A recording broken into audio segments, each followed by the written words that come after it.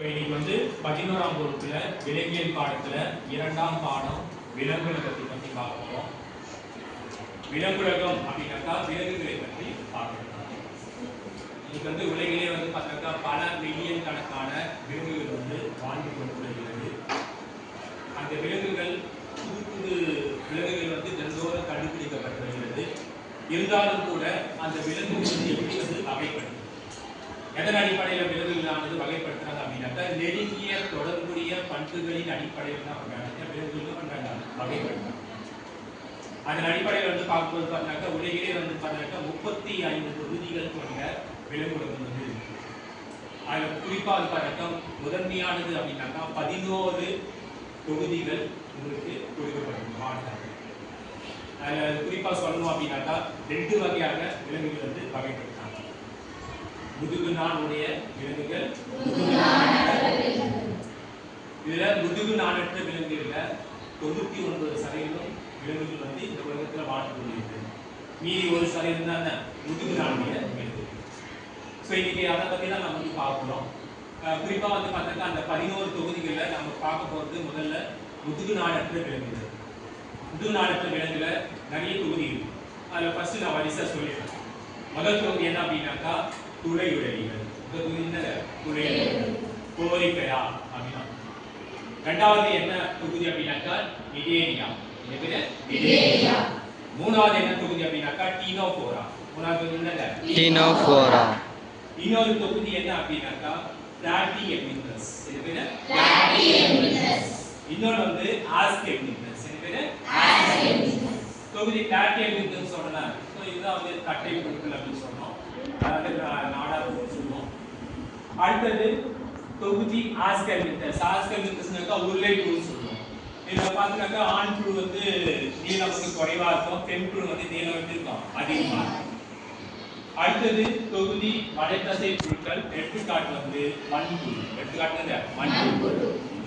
அடுத்தது தொகுதி வந்து கணுக்காலிகள். எடுத்துக்காட்டு வந்து கடப்பான் பூச்சி. இன்னொரு எடுத்துக்காட்டு சொல்லலாம். என்ன எடுத்துக்காட்டுனாக்கா ஈரால். அடுத்தது தொகுதி வந்து பாத்தீங்கன்னா வெள்ளுடலிகள். என்னது வெள்ளுடலிகள். சோ இது வந்து நம்ம வந்து சொல்லலாம் வெள்ளுடலிகள். எடுத்துக்காட்டு வந்து நத்தைகள் சொல்லலாம். எடுத்துக்காட்டுன்னு சொல்லலாம் நத்தைகள். அடுத்த தொகுதி வந்து பாத்தீங்கன்னா எக்கினோடெர்மேட்டா முட்தோலிகள் சொல்லுவோம். எடுத்துக்காட்டு வந்து நட்சத்திர மீன்கள். அடுத்தது வந்து முதுகுநாடுடைய விலங்குகள். முதுகுநாடுடைய விலங்குகள் வந்து பார்க்கணும்னாக்கா அரைநாளிகள் அப்படின்னு சொல்லுவோம். ஸோ 12 கிளாஸஸ் எடுத்துக்காட்டு வந்து சொல்லுவாங்க. இன்னொன்று வந்து பார்த்தீங்கன்னாக்கா தலைநாடிகள் சொல்லுவோம். இன்னொன்று பார்த்தீங்கன்னா வாழ்நாடிகள் சொல்லுவோம். இன்னொன்று வந்து பார்த்தீங்கன்னாக்கா துணை வகுப்புகள் அப்படின்னு ஒன்று வந்து என்னென்ன வருதுனாக்கா ஒன்று வந்து மீன்கள். என்னது மீன்கள். ஸோ நீங்கள் வந்து மீன்கள் பார்க்கலாம். அடுத்தது வந்து துணைப்பு வகுப்பில் இருவாழ்விகள் வந்து.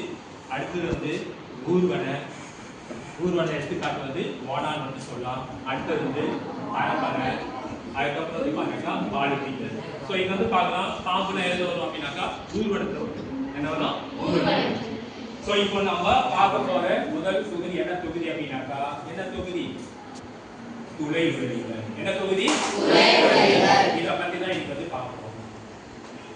தொகுதி துளையுடலிகள் இங்கிலீஷ்ல என்னன்னாக்கா கோரிஃபெரா. என்னது கோரிஃபெரா. கோரி அப்படின்னாக்கா துளைன்னு அர்த்தம். அப்படின்னாக்கா இங்க வந்து பார்க்கலாம் உங்களுடைய விலங்கு பேர் என்ன அப்படின்னாக்கா கடல் பன்றி. இது பேரு கடல் பன்றி.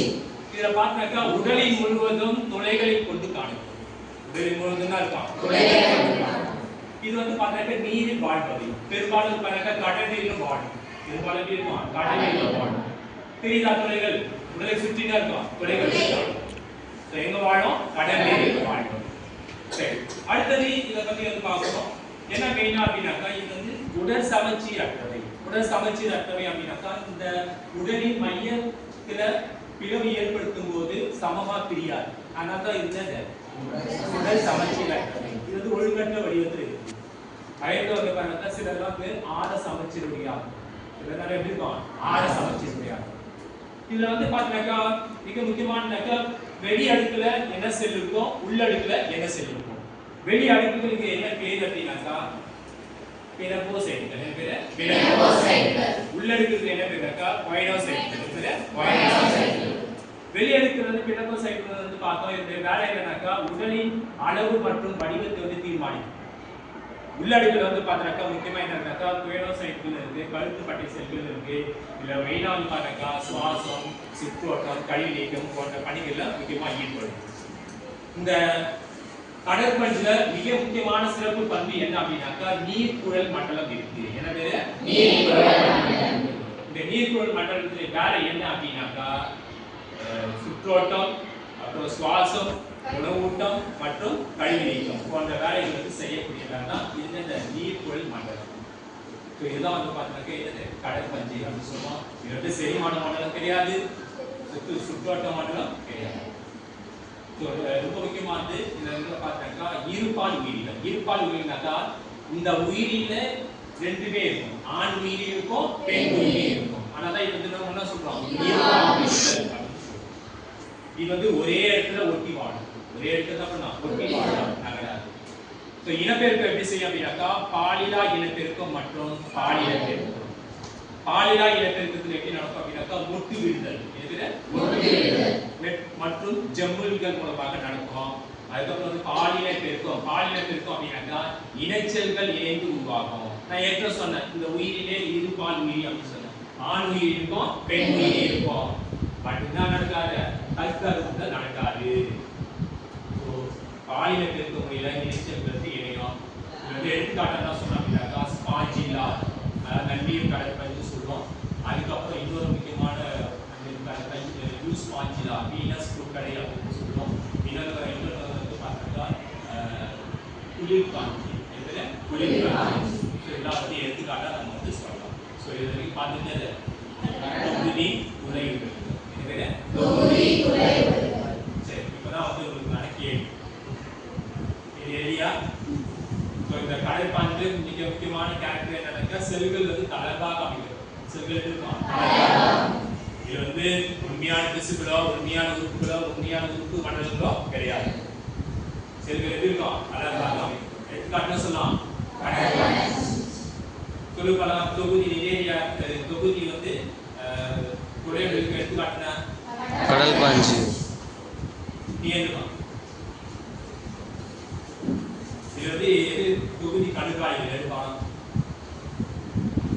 எடுத்துக்காட்டு பேரு நல்லா சத்தமா சொல்ல, சத்தம் கேட்கல.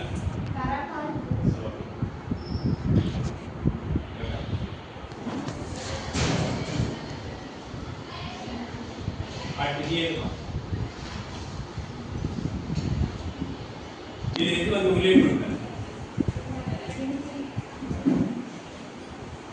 உள்ளே பண்பு சொல்பா அது பார்த்து சொல்லலாம். ஆண் புழு எப்படி இருக்கு, பெண் புழு எப்படி இருக்கு? ஆண் புழு நீளமா இருக்கும், நீளத்துக்கு குறைவா இருக்கும். பெண் புழு எப்படி இருக்கும்? என்ஜாய் பண்ணீங்களா?